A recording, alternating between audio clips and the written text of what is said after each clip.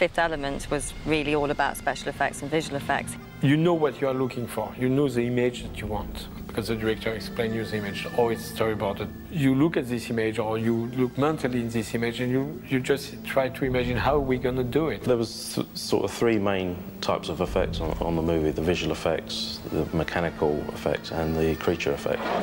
It's also frustrating because one 3-second big effect could last 9 months.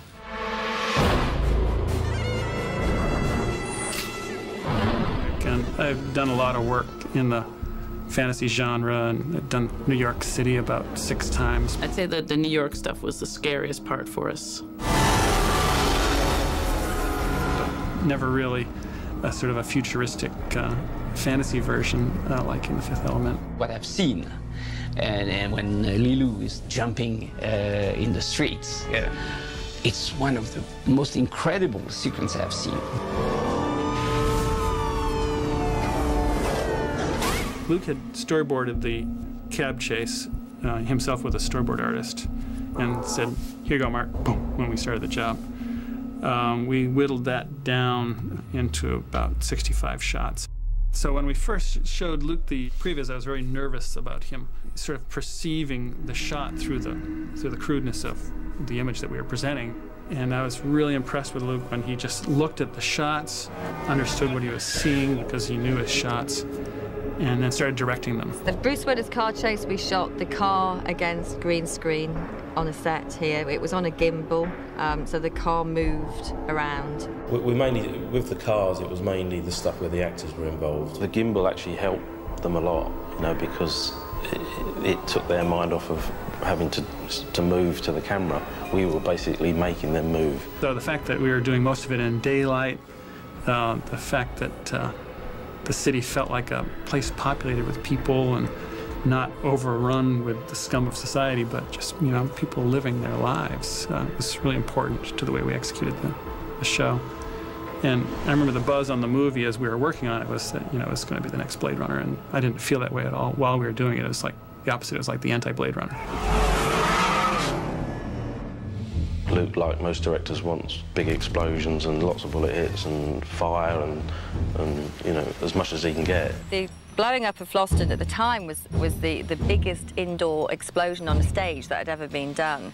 Bearing in mind the Bond stage had been on fire in the past, I think it was something we were all very nervous about. That was quite a complicated set to design and rig. It's something like 11 cameras on the explosion, and once we planted them, we just went down to the cafeteria at the other end of the Pinewood lot and waited.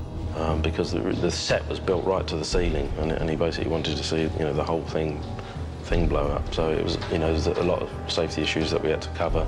So we heard the thing go off.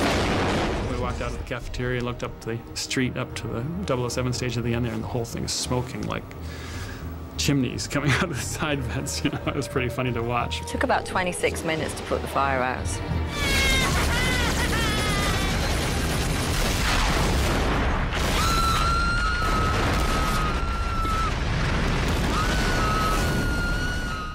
Fifth Element falls into an interesting point. Certain technologies were blossoming.